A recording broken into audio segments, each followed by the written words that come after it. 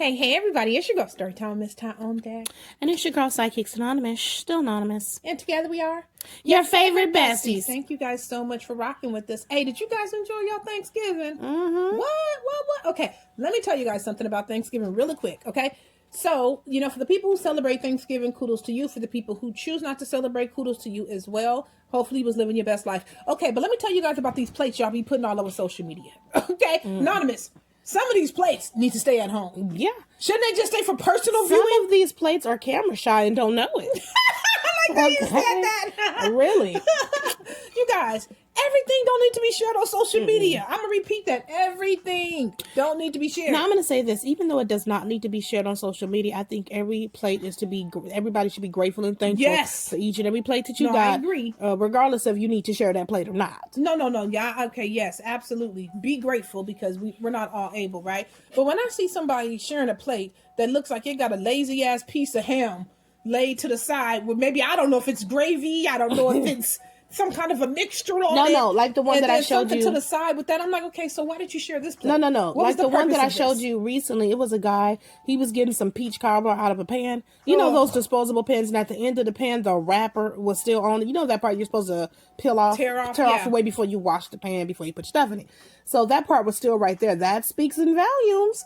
Do you know how many people touch those pans in the stores? Oh my goodness. So it's just like, you guys light up the comments and tell us what you guys think. When you make your stuff at home, when you get these disposable pans, right? Do you guys take the paper out before you put your food in it? I surely hope so. I mean, because I surely hope that you at least clean them.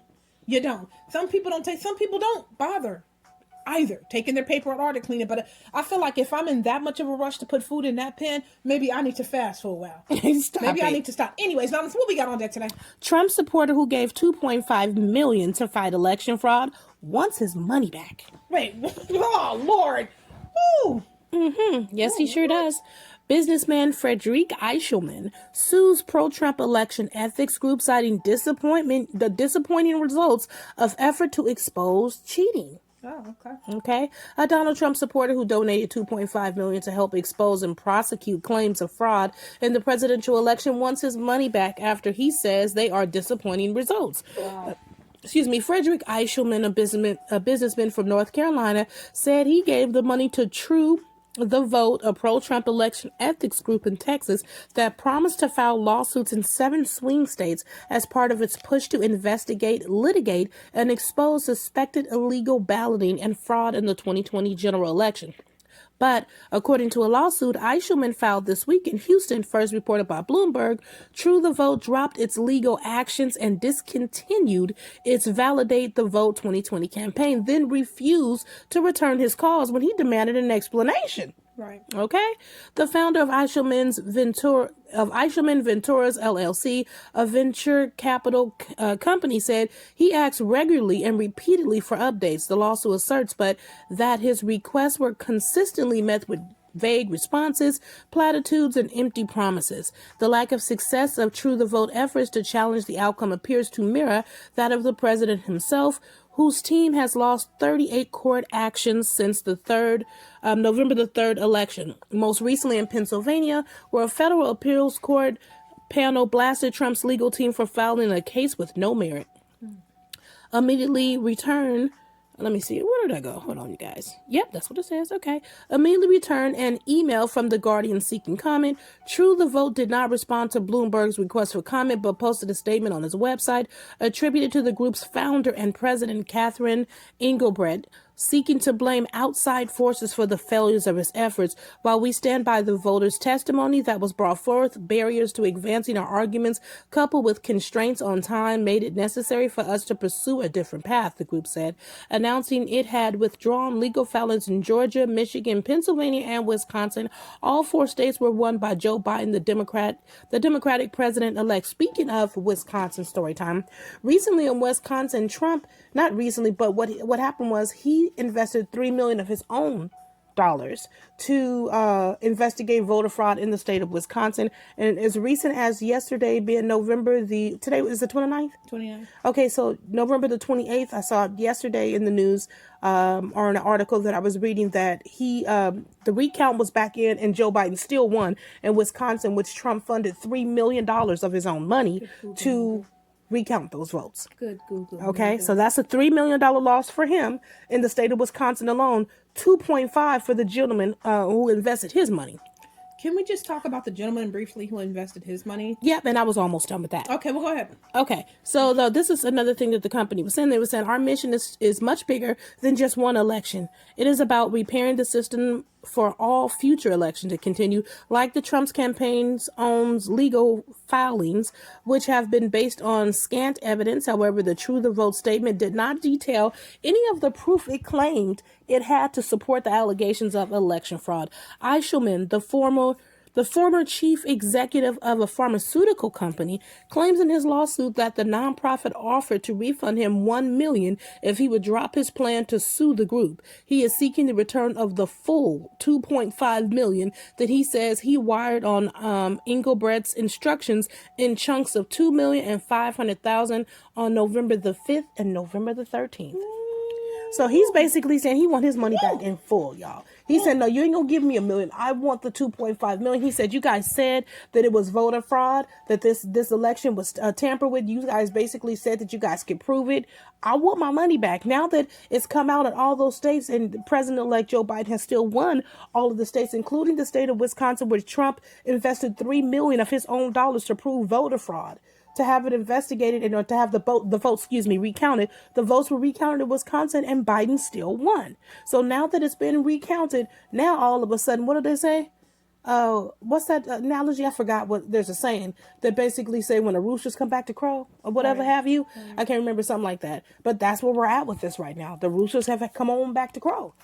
And you know what's interesting about this article, because if I put it just in the context of this gentleman who I don't know if he called himself investing this money. He did. Called himself, only contingent upon the results, because he must have had it on good authority that there was, that it was, some kind of fraud that can be proved or substantiated, which is why it could be. He, invest that. First of all, let me just say that's a tremendous amount of money. Okay, you guys, $2.5 million. You know what I could personally do with $2.5 million? Most of us, if I had it at my disposal, I tell you one thing, I wouldn't put it towards no politician. Heck no. That money would be mine for the keeping. Yeah. Or if anything, before I did that, if I had that kind of money to throw around, I wouldn't put it towards any political race or stance. If anything, I put it towards some kind of charity before I did it in that regard. But anyways, he had his money to do what he had the way to, he can do what he wants with it, basically, right? But now I'm a little bit partial on how I feel about this, to be honest with you, because on one part, I feel like, for me to donate that money contingent upon you're supposed to have all this proof and all this evidence to show that it's some kind of voter fraud and you're going to prove it, and then you will win based on what is reasonably supposed to have happened, not anything else besides it, just giving you justice. You'll win based on you getting justice, right? If I'm the guy and I believe I invested in you so that we can get you justice, I'm going to expect justice to prevail here, okay? Right. I would be like that guy. I'd be like, no, if we have evidence, then I want that evidence presented. I want justice to prevail. Now, if I find out later after I invested that money and there's no justice to prevail, I'm going to be hot as fish grease, okay? Yeah. I'm going to be like, wait a minute. So I don't know if it was the nonprofit who manipulated him.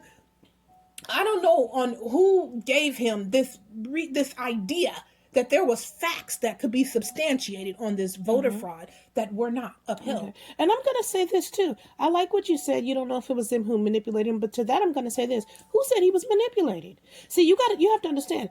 Trump has some devout ride or die fans. They don't care if he's right or wrong. You got to understand that. A lot of people, they give the finger to the fact that I'm very idea that he could be wrong. And they say F anybody and their mama who even think that he's wrong, because he's not. He is our gracious leader.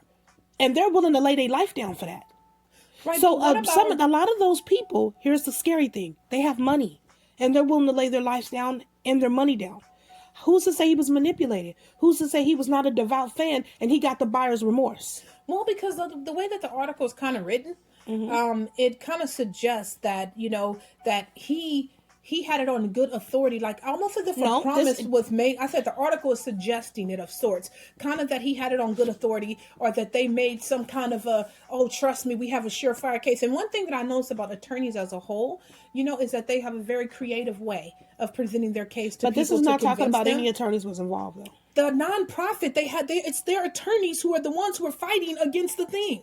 Well, yeah, no, but wait a minute. It's his attorney. now who is going against this organization for Trump. Yeah, the organization is a nonprofit, right? No. Okay, no. The organization is not a nonprofit. It's Trump's organization. Okay. It's called... Well, their organization, the way I understood the article anyhow, is that even if, okay, so the Vote, and it's not a nonprofit organization. It's Trump's organization. Fine. But even the way that they presented it in this article, or the way that I understood it from hearing the article was that they had some kind of say or influence to make it seem that they had a surefire case that was very easily, to be settled, that it was a voter fraud, and they could prove it. They could substantiate their claims, which is why that guy made such a big investment to help justice be served. Okay. That's the way it seemed to me. Okay. I didn't really take it as that. I took it as, Trump's organization to get money in regards to them recounting the votes. See, I kind of look at this as a glorified rally of his, if you will. This is how I'm saying it, as a glorified rally. Everybody, it's the like minds all come together. So all the people who thinks it's voter fraud and they agree with Trump, raise your hand. Okay, come on over here and donate. That's kind of how I took it. Now, the people who all agreed with that, they came on over and guess what they did? They donated. Because they believed him. When he said voter fraud, they said, yeah, I'm voter fraud. They believed him and they came and did what it took. If they had money to donate, they did that. If they had time and resources and effort to donate, then they did that. Everybody didn't have $2.5 million to the tune, but they did what they could. Now, this guy, I think he's suing for the buyer's remorse. I don't think that this organization made him any guarantees that Trump was going to win. I think they highly suggested that he was going to win. I think it was highly suggested. I think they were creative in that. Very creative. But when you have him himself, this is out of his own mouth. This is out of his mouth. He's saying it's voter fraud. Listen to me, you guys. It's voter fraud. I was cheated. When you have him saying that, a person who's a fan of his or a supporter of his is more than likely going to believe or going to say, you know what? They cheated him. They cheated him. You see what I'm saying? So it's not just the organization. This is him himself, as he still sits on the throne as the president of the United States. He was saying this. Yeah. So for him saying he shouldn't have said it, that was part of the problem. So then the question becomes, and we got to wrap this thing up because we're moving and grooving a little longer than we expected. But the question becomes to me then, like I said, that's why I said I'm on the fence in the beginning.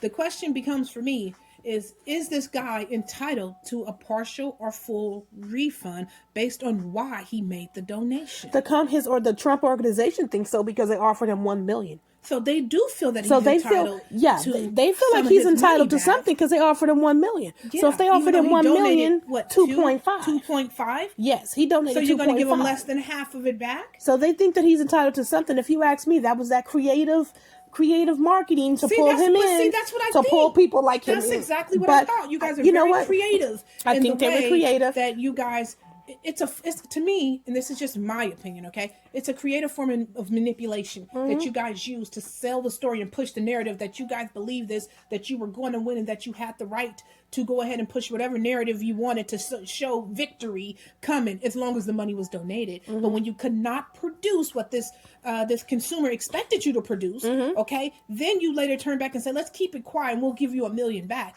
Well, if I'm the consumer, I want my money back too because you misled me. Okay, but you know what? I'm going to have to say this story time. We're going to get up out of here. Y'all about to get up out of here. I don't think he should get all his money back. I think this is a case of the buyer's remorse, I don't know, know. I don't think he should get it all back. I don't think he should get it all back. Than $1 million I think he's going to have to eat some of that loss. I think the part that he should eat should be the $500,000. Some of that loss, and a very big portion of the loss. To be quite honest, if it all got settled, he only got million, not 1.5. It's his fault. It's his fault. Who invests $2.5 million without researching? He did.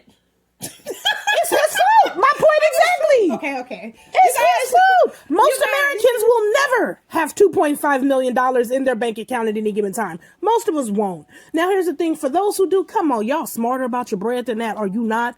That is $2.5 million. You just don't because somebody was creative in the marketing and said, "Oh, look, they do this all the time. I know, but still. All the time okay, but find out the best here's way. the thing. It was his choice to invest in politics. Basically, he took a gamble. He played Russian roulette with his money and he lost. Do I think that he should eat the whole entire loss? I think that would be a harsh blow to take. Do I think that he would deserve it? Yup. No, I do. I don't think he would deserve it. Yes, he would, because he followed. This was his desire. Keep in mind, this is what he said he's suing for: an unfavorable outcome. Yes, I get that. But So he wouldn't have wanted it back if Trump had won in all those states. I know, but the so reason my whole thing, why, because he didn't, that means you took a gamble. That was your money, and you gambled, you lost. Anytime you gamble, you have a chance of losing. That part is you gambled, you lost. Anonymous, that part is very true. That part is very relevant. The reason I do not think that this guy should eat that whole loss, okay, is because of the simple fact I really do think that there was a lot of creative marketing and manipulation involved here that he probably wasn't prepared for. And I think a lot of it is, yeah, you want your candidate to win. You think you're doing the right thing based on yourself, your country, your people, whatever reasons that you use to make it feel better for yourself. But at the same time, he will be technically walking away. If he thought in any way, even just for a little bit, that he was going to be getting any kind of justice is the reason why he invested that money. And then come to find out there was no tangible evidence or proof to rein any justice in whatsoever. That total loss does not belong to him. That belongs to the creative people who manipulated him to make him think that that's was where I okay. disagree. That's where I disagree. We agree to disagree. He had $2.5 million in his bank account, right? You guys, light up the comments and let us know your part. We can go back and forth, but we're not going to because obviously our video is much too long now. But thank you guys so much. I got to disagree, y'all. Let us know. You guys light up the comments, and I'm sure a lot of you guys will agree and disagree on both sides. That's fine. My last thing is I'm going to say on this.